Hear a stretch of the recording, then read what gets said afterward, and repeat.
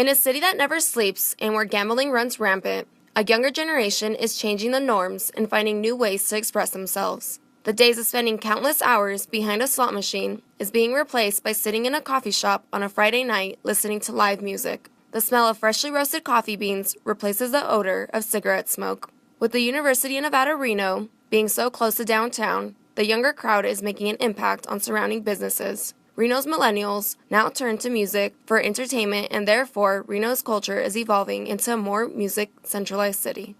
Well, Reno is such a music city. It's full of musicians and a bunch of songwriters. It's definitely a songwriter city. So going to open mics, that's like the perfect place to try out something new, one of your new songs. Outside the main drag at the base of the Sierra Nevadas stands an artist colony. Vines and obscure art decorate the exterior. Once stepping inside, you can find wood-paneled walls that lead you to a makeshift stage. It provides a comfortable environment that allows musicians of all ages to progress. You'll see a 20-year-old trading guitar licks with a 60-year-old, and they're both learning from each other. That the intergenerational thing, you don't see that very often. I mean, you go to a nightclub or whatever, and there's going to be some people who hate the music and other people who dig it.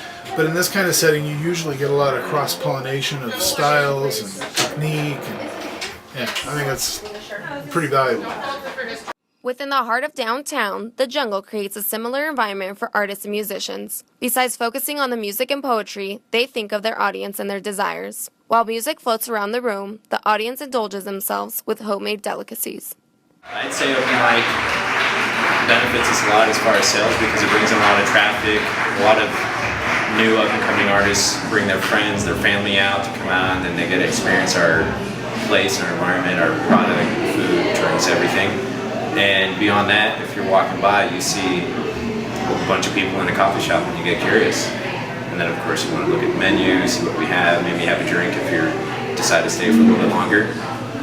But yeah, no, it's been one of the longest open mics that have been in Reno, so it definitely helps us a lot.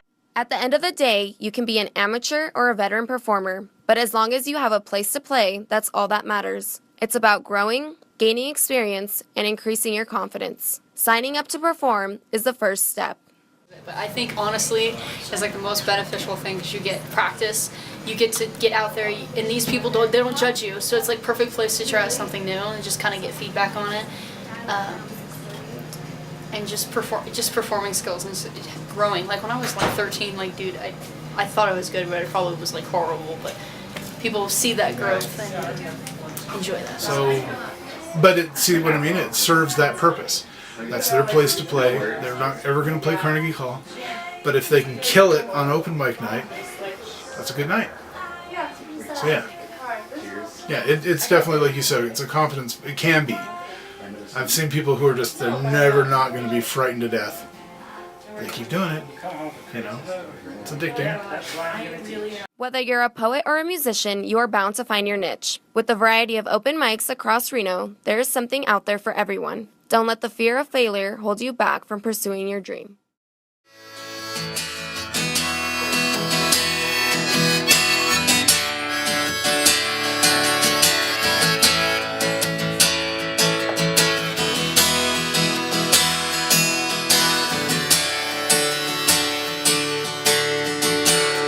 I'm just sitting here